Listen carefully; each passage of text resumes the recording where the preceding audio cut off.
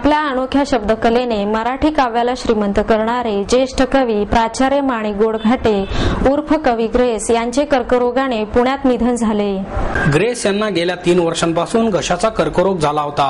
त्यावेळी त्यांच्यावर रेडिएशन उपचार करण्यात आले होते. त्यानंतर 2.5 वर्षे त्यांची प्रकृती स्थिर होती. मात्र 6 महिन्यांपासून त्यांना यकृताचा कर्करोग झाल्याचे निदान करण्यात आले. त्यासाठी केमोथेरपी उपचार पद्धती सुरू करण्यात आली होती.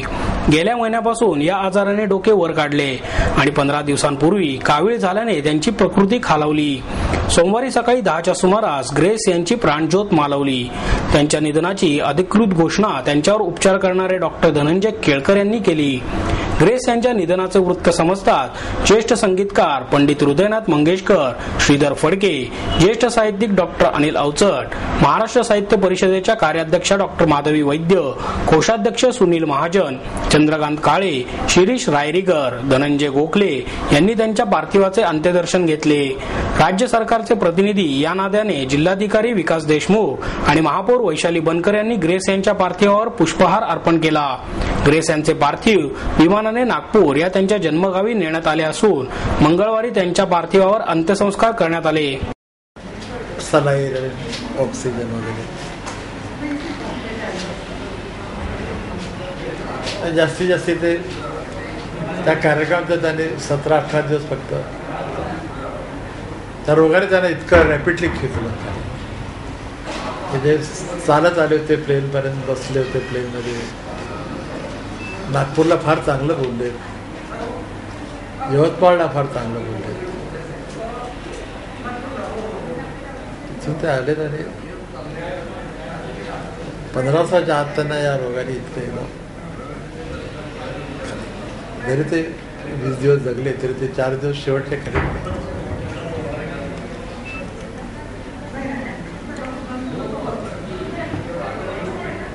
मला मते पण हे माझं वैयक्तिक मत आहे. महाराष्ट्राची प्रतिभा आपण आज गमवून बसलो.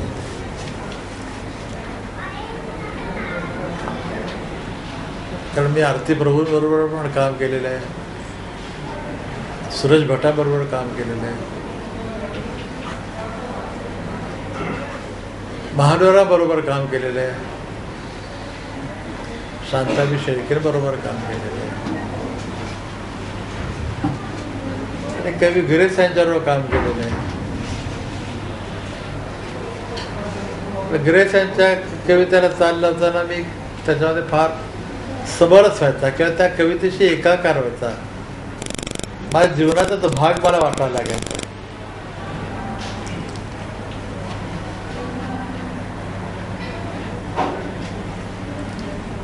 आणि तिन्ही भाषेला प्रभुत्व असलेला अत्यंत उत्कृष्ट वक्ता, उत्कृष्ट गद्य लेखक, उत्कृष्ट पद्य लेखक. फक्त ही खंत वगैरे कायम राहणार की महाराष्ट्राने जेवढं त्यांचं कौतुक करायला हवं होतं जेवढं त्यांना अशा वेळी पारितोषिक मिळाले की त्यांना व्हीलचेअरवरनं पारितोषिक घ्यायला जावं लागतं. पण ही आपली परंपरा आहे हिंदुस्थानाची, महाराष्ट्राची. सत्यजित रेला पण ज्याला भारतरत्न दिलं तर त्यांचा आधी हे मास बाहेर काढला आणि मग त्यांना भारतरत्न दिलं. त्यांना कळलंच नाही भारतरत्न काय असतं आणि आपल्याला काय दिलं आणि कशात दिलं. ते ऑलरेडी गेलेले होते. आता ग्रेसची प्राईज हे अनाऊन्स होणार आहे. मी त्यांना फोन करून सांगितलं की आता मरणोत्सव प्राईज वगैरे देऊ नका. जेवढे तमाशा झाला तेवढा खूप झाला आता आणि त्यांचा तमाशा करू नका. हा एक तमाशाच आहे. त्यांचा आवडता शेर होता की जम्मा करते हो क्यों रकीबों को, एक तमाशा हवा गिला न हवा. शत्रूंना गोळा करून तमाशाच होतो, घराणं होत नाही. खूप जवळचा मित्र होता. नागपूरला ज्या ज्या वेळेला जाईल तेव्हा त्याच्याकडे जाणं, त्याच्याशी गप्पा मारणं आणि त्याचा कवितेचाशी बोलण्याचा काही संबंध नव्हता. त्याच्या कविता आपण वाचायच्या पण त्या ग्रेसबरोबर बोलायच्या नाहीत असा आमचा एकूण दंडक होता. आणि त्यामुळे तो खूप विषयांवर गप्पा मारायचा, जोरजोरात गप्पा मारायचा असं त्याचं होतं. तो पुण्याला आला, त्याला पुण्याला एक जागा घ्यायची, तिथं मी मदत केली, तेव्हा माझ्याकडे तो राहायचा सुद्धा त्या काळामध्ये. आणि हा मला ग्रेसचा संबंध एक ज्या कवितांचं जे विश्व वाटतं ना, ते म्हणजे आता हे ज्यांना त्याच्यातलं कळतंय त्यांना कळू देत, पण मला काही काही ओळी माझ्या मनामध्ये एकदम असा वीज चमकावी तशा चमकून जायच्या. आणि त्या ओळींवर मी खूप विचार करायचो, त्या प्रतिमांशी मी खूप खेळत बसायचो. त्याची संध्याकाळ ही अशीच प्रतिमा होती. आणि ते संध्याकाळचा संबंध त्याच्या कविताचा संग्रह पाहिला आलो, संध्याकाळच्या कविता त्या तर कॉलेजमध्ये असताना मी, तर त्यामुळे आम्ही सतत घडाघडा त्या वाचायचो असं. आणि नंतर ग्रेसची ओळख झाली. नंतर तो आम्ही एका मित्राकडे जेवत असताना मी त्याला ती ओळ म्हणून ते 4 ओळी म्हणून दाखवल्या.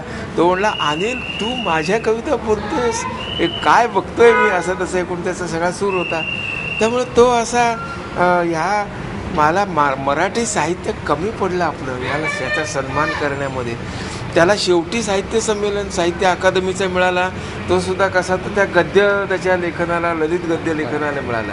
खरा त्याचा सत्कार हा कवितेचा सत्कार व्हायला पाहिजे, तो काही झाला नाही त्याच्या हयातीत. आपण म्हणजे तो मला नेहमी म्हणायचा की ते काहीतरी राघव वेळ त्याचा कविताचा हे होतं ना, तर ते राघव वेळ हे नाव घेऊन ज्यांनी कादंबरी लिहिली त्या कोणीतरी एका मुलाने, त्याला सन्मान मिळतो आणि मला मिळत नाही.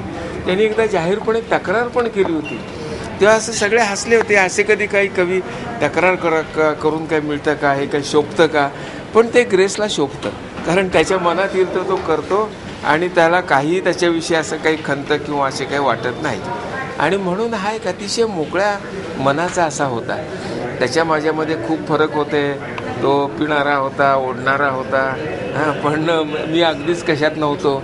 पण आमच्या मैत्रीच्या आड ते आलं नाही. कधी कधी भेटायचा, आता मी सगळं सोडलंय बरं का, आता मी स्वच्छ आहे बरं का, असं तो सांगायचा. आणि मग मला नंतर नागपुरात मी विचारलं, अरे ग्रेस चांगला सध्या दिसतो असं. अरे कुठला काल तर आमच्याबरोबर बसला होता. अशी तशी सगळीकडून मजेदारी होती. धाकट्या भावाचा सुभाषचा तो खरा मित्र. आणि सुभाषसाठी त्यांनी खूप अशी म्हणजे सुभाषने त्याच्यासाठी खूप चित्र काढली आणि त्याची पण चित्र काढली. आणि त्याच्या घरात तो सगळी चित्र भिंतीवर लावायचा आणि त्या लावलेल्या चित्रांशी म्हणजे ते त्याच्यामध्येच तो असा बसलेला असायचा. त्यामुळे मला असं नेहमी आश्चर्य वाटायचं. म्हणलं की तू किती स्वतःच्या प्रेमात पडलेला आहेस. तो म्हणला, प्रेमात स्वतःच्याच आहे ना, मग आणखीन तुझी काय हरकत असायचं कारण आहे, असं तो म्हणायचा. त्याचे फोटो, त्याचा एक फोटोग्राफर मित्र होता. मला त्यावेळेला नेऊन त्या फोटोग्राफरच्या स्टुडिओत नेऊन त्याला अनेक माझे फोटो काढायला लावले होते. असा त्याचा हट्ट होता. त्याला काय तो कवी असून त्याला फुलं आवडायची नाहीत, त्याला ते दूध आईस्क्रीम वगैरे असलं काही आवडायचं नाहीत, फळं आवडायची नाहीत, आंबा आवडायचा नाही. फुलांचं मला माहिती नाही, आंबा आवडायचा नाही. तर मी म्हणायचो, अरे कसा रे असा तू माणूस, म्हणजे हे फळं आवडत नाही, हे संबंध हे न आवडणारा कवी. तो म्हणला, हे सगळं मनात असतं, ते बाहेर नसतं काही असं. तो मी त्या त्याच्या आधीच्या टिकडी लाईन्सच्या घरामध्ये गेलेलो आहे आणि नंतर ह्या नॉर्मल स्कूल क्वार्टर्समध्ये तो राहायचा, त्यावेळेला गेलेलो आहे. तर तो असा रेल्वेकडे असा तिथून वरनं यायची रेल्वे असा बघत बसायचा असा छान. मी म्हटलं, अरे आता रोज ती रेल्वे जाते, त्यावेळेला तू उभा राहून बघतोस काय. तो म्हणला, काहीतरी होत असतं मनात मला. म्हणजे हा असा एक मजेदार असा एक माणूस होता. या सगळ्या ह्याच्यामध्ये मला इथं तो आजारी पडला आहे, मला नाही मी भेटावचं हिंमत नाही झाली असं म्हणा. आणि तो जाणार तेवढ्यात तो तिकडं त्या साहित्य अकादमीचं घ्यायला गेला असंच मला वाटलं. परंतु माझा एक अतिशय जवळचा मित्र गेला.